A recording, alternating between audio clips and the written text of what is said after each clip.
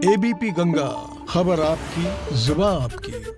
बड़ी खबर काशीपुर से आ रही है, जहां केमिकल टैंक फटने से 2 मजदूरों की मौत हो गई। पेपर मिल के आरओ प्लांट में दर्दनाक हादसा हुआ है। सुबह की शिफ्ट में काम कर रहे थे ये सभी मजदूर, लेकिन केमिकल टैंक फटने से 2 मजदूरों की मौत हो गई है। पेपर मिल के आरओ प्लांट में ये दर्दनाक हादसा हुआ है। सुबह की शिफ्ट में जो मजदूर काम कर रहे थे, अचानक ही वहां पर केमिकल टैंक फट गया, जिससे 2 मजदूरों की मौत हो गई। विकास गुप्ता से इस पर अपडेट लेते हैं। विकास, बताइएगा, 2 मजदूरों की मौत की खबर है और क्या जानकारी है आपके पास? जी हाँ, मैं बता दूं, आज सुबह की ये तड़के की घटना है। लगभग 4:30 बजे की घटना है। काशीपुर के मुरादाबाद रोड स्थित नैनी पेपर मिल है, जहां आरओ प्लांट में ये दोनों श्रमिक काम कर रहे थे। बताया जा रहा है कि इसी दौरान टैंक फट गया और दोनों की मौके पर ही मौत हो गई, जिसके बाद इन्हें पोस्टमार्टम के लिए लाया गया है। परिजनों का रो रो कर बुरा हाल है। उधर प्रशासन और पुलिस भी वहां मौके पर पहुंच गई है। जी, जानकारी के लिए बहुत शुक्रिया। तो पुलिस भी मौके पर पहुंच गई। सुबह के शिफ्ट में काम कर रहे थे मजदूर, अचानक ये हादसा हुआ जिसमें 2 मजदूरों की मौत हो गई। केमिकल टैंक फट गया, 2 मजदूरों की जान चली गई इस हादसे में। पेपर मिल के आरओ प्लांट में यह दर्दनाक हादसा हुआ है। 2 मजदूरों की मौत हो गई है। केमिकल टैंक फट गया पेपर मिल में, जिसके कारण 2 मजदूरों की मौत हो गई। पुलिस फौरन मौके पर पहुंची। जो घायल थे उन्हें अस्पताल पहुंचाया गया। आगे की जांच की जा रही है।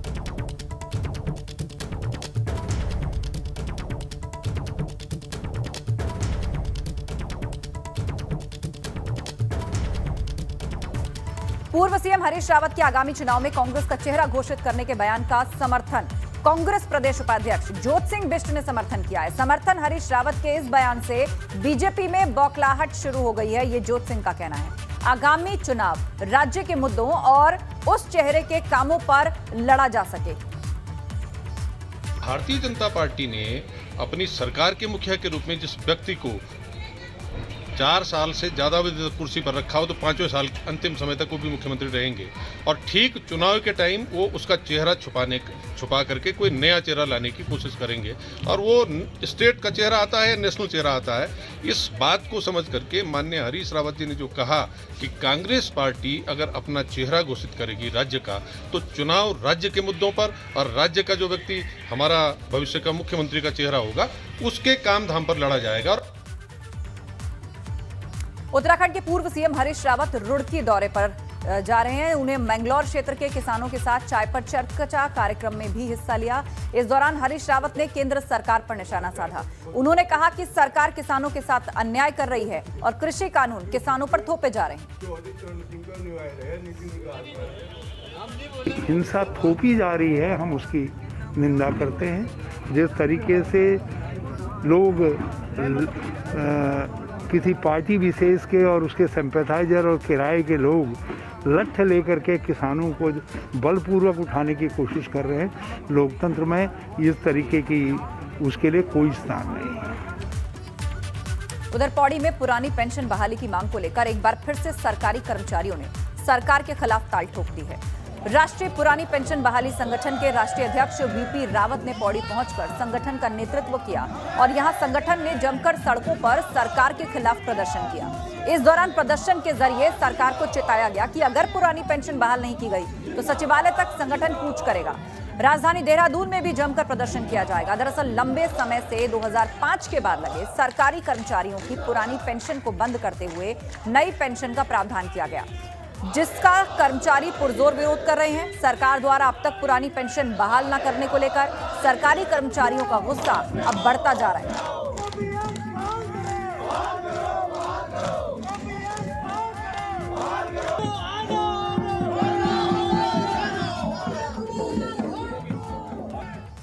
महामारी के कारण उत्तराखंड में करीब 10 महीने से बंद चल रहे स्कूलों के ताले 8 फरवरी से खुल जाएंगे। प्रदेश मंत्रिमंडल ने कक्षा 6 से 12वीं तक सभी सरकारी और निजी स्कूलों को खोलने के प्रस्ताव पर मुहर लगा दी है।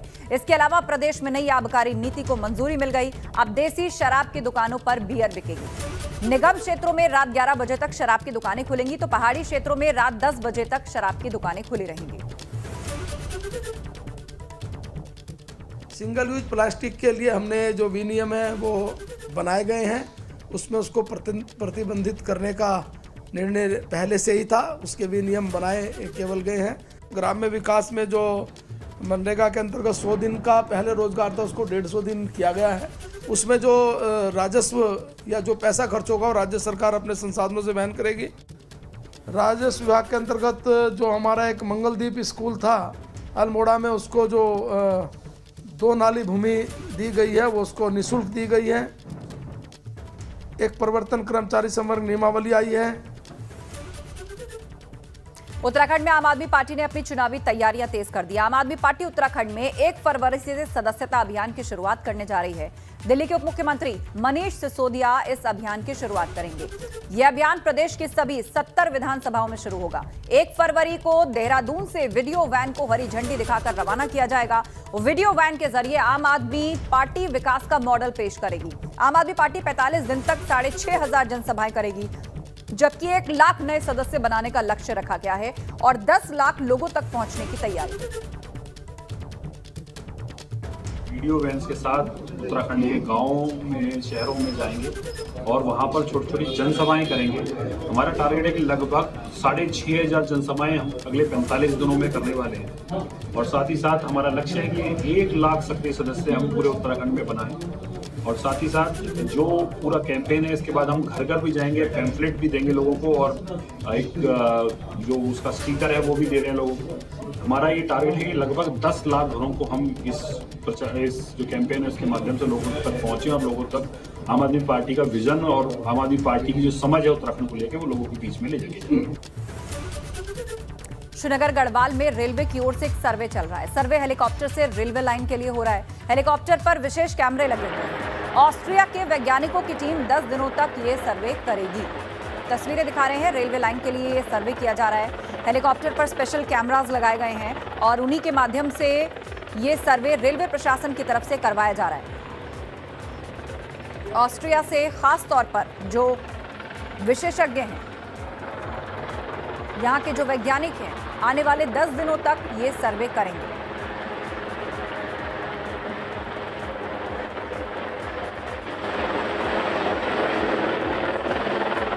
श्रीनगर गढ़वाल में रेलवे लाइन के लिए ये हेलीकॉप्टर सर्वे चल रहा है। आने वाले 10 दिनों तक ये सर्वे इसी तरह चलेगा। ऑस्ट्रिया से जो एक्सपर्ट्स हैं वो इस सर्वे को कंडक्ट कर रहे हैं और ये जो तस्वीर देख रहे हैं आप हेलीकॉप्टर की, इसमें खास तौर पर स्पेशल कैमरास इंस्टॉल किए गए हैं। रेलवे लाइन प्रोजेक्ट के लिए इस हवाई सर्वे को करवाया जा रहा है।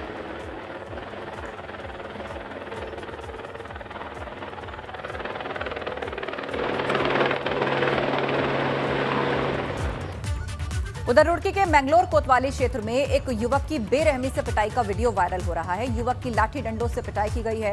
वीडियो में देखा जा सकता है कि कैसे कुछ दबंगों ने मिलकर एक युवक को कमरे में बंद करके उसकी बेरहमी से पिटाई कर दी। इस वीडियो में पीड़ित युवक पैसे लौटाने की बात कर रहा है, बावजूद इसके दबंग बेरहमी से उसकी पिटाई कर रहे हैं। इस मामले में सीओ मैंगलोर का कहना है कि मामले की जांच कर दोषियों के खिलाफ कार्रवाई की जाएगी।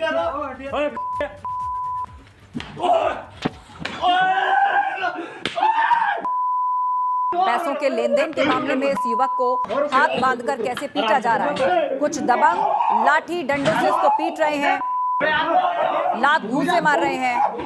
हालांकि ये कह रहा है कि ये पैसे वापस कर देगा, लेकिन फिर भी कोई रुक नहीं रहा। इसको बुरी तरह से पीटा जा रहा है।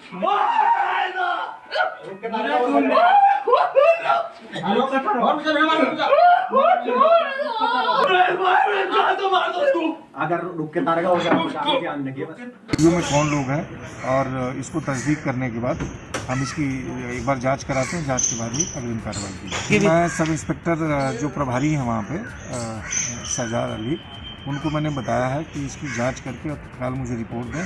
जो भी दोषी होगा, जिसने इसका कार्रवाई को की होगी, इस तरह का कृत्य किया होगा, उसके विरुद्ध कार्रवाई। और अब खबर रुड़की से, जहां सहायक विकास अधिकारी को मुलदासपुर के ग्रामीणों ने उन्हीं के कार्यालय पर बंधक बना लिया। पहले ग्रामीणों ने अधिकारी का घेराव किया, इसके बाद समाधान न होने पर अधिकारियों को अंदर बंद करके गेट बंद कर दिया। दरअसल मामला गांव के राशन डीलर की दुकान के चुनाव को लेकर था। राशन डीलर की दुकान का चुनाव यहां कराया गया था और उनका आरोप है कि बिना सूचना दिए ये चुनाव करा दिए गए, जिसे निरस्त करने की मांग अब ग्रामीण कर रहे हैं। और इसी के बाद गाँव वालों का गुस्सा फूटा है। ये लोग चाह रहे हैं, हालांकि बीडीओ साहब ने सब बता दिया वहाँ से, पर फिर भी जो है ये चाह रहे हैं कि मीटिंग ही स्थगित कर दी जाए। नहीं अमरुद तो मैं तो मानता नहीं, बीडो साहब इस बारे में बीडो साहब ही बताओगे। इनकी मांग है निरस्त कर दी जाए। मेरी तरफ से ऐसा होता है ना, बीडो साहब से बात करो यही इस बारे में। नहीं तो बीडो साहब ही आगे जो है, परसों बीडो साहब ने फोन पर बात हुई है, बीडो साहब सोमवार में मिलेंगे। हरिद्वार में देर रात ज्वालापुर कोतवाली क्षेत्र में अंडरग्राउंड गैस पाइपलाइन में ब्लास्ट हो गया। ब्लास्ट के बाद घंटों तक एलपीजी लीक होती रही। स्थानीय लोगों की सूचना के बाद एसडीएम गोपाल सिंह और गेल कंपनी के अधिकारी मौके पर पहुंचे। काफी मशक्कत के बाद इस लीकेज को बंद किया गया।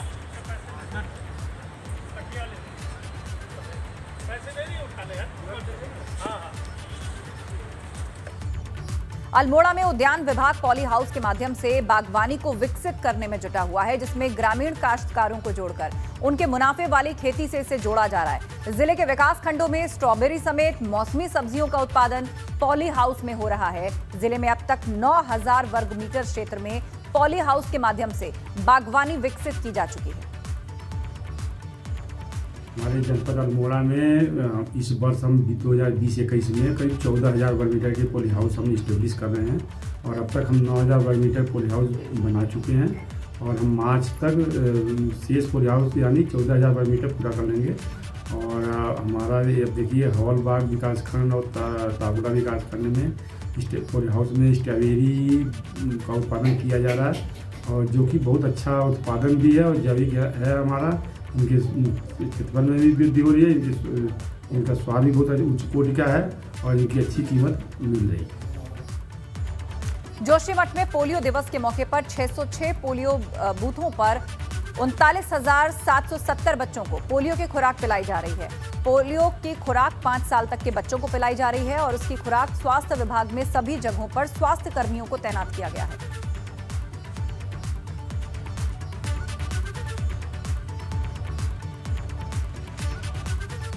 उधर रामनगर के गोजानी गांव में आज सुबह कॉर्बेट पार्क से निकलकर आए हाथी की करंट लगने से मौत हो गई।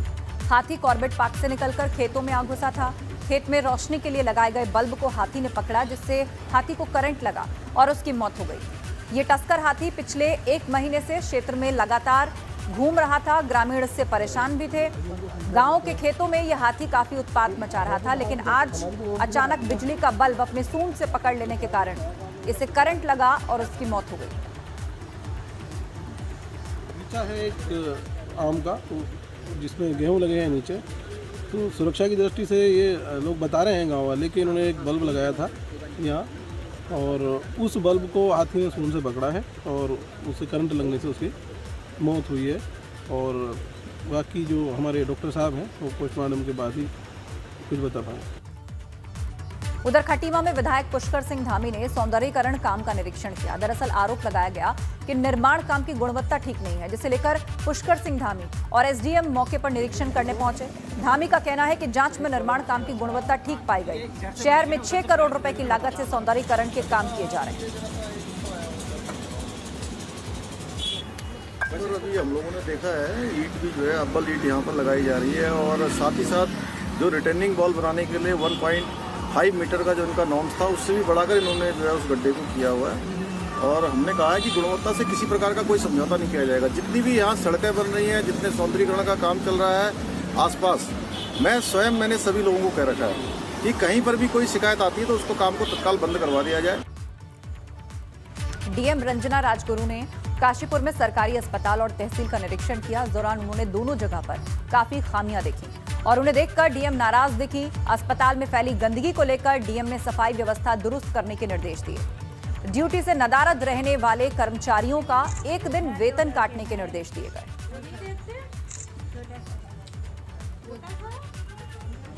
तो मुझे सबसे पहली बात है कि साफ सफाई का थोड़ा अभाव लगा। हालांकि बिल्डिंग ये रिनोवेट होना है, जो सीएसआर एक्टिविटी में उनका कार्य भी चल रहा है, लेकिन एक होता है कि हमें एक माइंडसेट चेंज करने वाली बात होती। तो जहां तक संभव हो साफ सफाई व्यवस्था को दुरुस्त रखा जाए, वो मुझे कमी लगी है।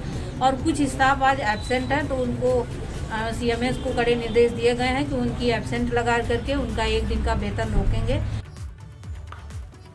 केंद्र की ओर से उत्तराखंड स्वास्थ्य विभाग को कोरोना टीकाकरण में तेजी लाने के लिए कहा गया है। ऐसे में अब उत्तराखंड में कोविड टीकाकरण की रफ्तार में तेजी आने की उम्मीद है। इसके लिए बूथों की संख्या को धीरे धीरे बढ़ाया जा रहा है। कोरोना वैक्सीन के पहले चरण में प्रदेश के भीतर 30% हेल्थ वर्कर्स को टीका लगा है। राज्य में अभी 100 से ज्यादा बूथों पर टीकाकरण चल रहा है। प्रदेश में 88,000 के करीब हेल्थ वर्कर्स हैं, जिनमें 26,000 के आसपास हेल्थ वर्कर्स को कोरोना का टीका लगाया जा चुका है।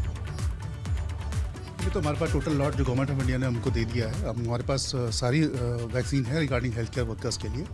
गवर्नमेंट ऑफ इंडिया का एक लेटर आया है regarding the front line worker, जिसमें पुलिस डिपार्टमेंट होगा, रेवेन्यू डिपार्टमेंट होगा, अर्बन अफेयर्स वाले होंगे उसमें। तो उनके लिए वैक्सीन अभी आनी है, लेकिन उनके लिए जो लॉजिस्टिक्स की तैयारी करनी पड़ती है कि उनके लिए कहाँ सेशन साइट बनाएंगे, कहाँ उनको वैक्सीनेशन करेंगे, इसकी तैयारी हमने शुरू कर दी है। और जैसे ही उनके लिए वैक्सीन आएगी तो हम लोग उनको भी वैक्सीनेशन कराना शुरू कर देंगे। उत्तराखंड पुलिस में अब मार्च महीने में बड़े ट्रांसफर होने जा रहे हैं। मार्च महीने के पहले हफ्ते में पुलिस विभाग में ट्रांसफर होने लगेंगे, जिसमें सबसे बड़ी चुनौती पहाड़ मैदान में स्थित दरोगा रैंक पर बनी है। दरअसल गढ़वाल मंडल के 7 जिलों से देहरादून और हरिद्वार जिले में 150 से ज्यादा दरोगा हैं, जिन्हें मैदानी जिलों में 8 साल से ज्यादा का समय हो चुका है। इसके साथ ही दूसरे 5 जिलों में महज 40 ही दरोगा है जिन्हें मैदान में तैनाती मिलनी है, जिसे देखते हुए अब पहले चरण में उन्हीं दरोगाओं का नंबर पहाड़ पर चढ़ने के लिए आएगा जिन्होंने मैदान में सबसे ज्यादा समय बिताया है। कि हमारे ऑफिस में पूरा का पूरा सूची तैयार की जा रही है। जिन लोगों का समय अवधि जो है पूरी हो गई है पहाड़ में और प्लेन में, उनका स्थानांतरण किया जाएगा। और उसमें जो नीति अपनाई जाएगी वो यही की जा रही है, क्योंकि नीचे से ऊपर जाने वाली संख्या अधिक है, तो जो सबसे पुराने लोग हैं वो सबसे पहले पहाड़ में भेजे जाएंगे और संख्या को पूरा का पूरा बैलेंस किया जाएगा। और बहुत जल्द आप लोगों के सामने ट्रांसफर लिस्ट होगी। मसूरी का जॉर्ज एवरेस्ट हाउस नए स्वरूप के साथ अब कई सुविधाओं के साथ नजर आने वाला है। एवरेस्ट हाउस का जीर्णोद्धार का काम मार्च के आखिरी तक खत्म हो जाएगा, जिसके बाद सैलानी जॉर्ज हाउस का दीदार कर सकेंगे, वो भी एक नए स्वरूप और सुविधाओं।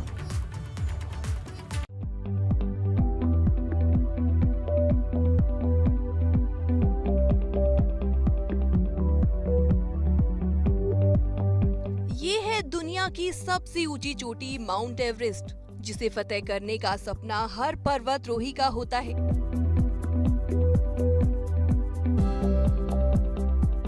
माउंट एवरेस्ट का नाम कई चोटियों की खोज करने वाले सर जॉर्ज एवरेस्ट के नाम पर पड़ा है। आज हम आपको जॉर्ज एवरेस्ट के जीवन से जुड़ी कुछ अहम बातें बताने जा रहे हैं। मसूरी में जॉर्ज एवरेस्ट का हाउस बना है। इसका निर्माण 1832 में हुआ था। अब इस घर का रखरखाव उत्तराखंड सरकार कर रही है। जॉर्ज एवरेस्ट हाउस को विरासत के रूप में संजोए रखने के लिए चल रहा काम अब जल्द ही पूरा होने जा रहा है। कहा जा रहा है कि ये काम 31 मार्च तक पूरा हो जाएगा। लाइम सूची के काम में समय तो लगेगा सूखने में, क्योंकि वेदर इतना अच्छा नहीं है यहाँ का जो जल्दी से कोई भी काम हो जाए, सबसे बड़ी चीज़। दूसरे अंदर काम हमारा लगभग कंप्लीट सा ही है और बाहर का भी कुछ हल्का फुल्का रह रहा है, लगभग 20-25% की समथिंग, और रूफ वगैरह तैयार हो गई है इसकी। तो समय तो अब सारा डिपेंड करता है वेदर के ऊपर। बाकी हमारी कोशिश यही है कि अप्रैल के लास्ट तक हम इसे मार्च अप्रैल में क्लियर करके दें, अगर वेदर बढ़िया रहेगा तो। जॉर्ज एवरेस्ट हाउस का करीब 80% काम पूरा हो चुका है। अब इसकी फिनिशिंग का काम बाकी है, जिसे अगले 2 महीने के भीतर पूरा कर लिया जाएगा। जॉर्ज के हाउस के साथ किसी तरह की छेड़छाड़ नहीं की गई है। इंजीनियर्स ने सिर्फ इसकी मरम्मत की है। एवरेस्ट हाउस में बनने वाले म्यूजियम में उन चीजों को रखा जाएगा जिन्हें जॉर्ज ने इस्तेमाल किया था, ताकि देश विदेश से आने वाले सैलानी इन सामानों का दीदार कर सके। एबीपी गंगा के लिए मसूरी से सुनील सोनकर की रिपोर्ट।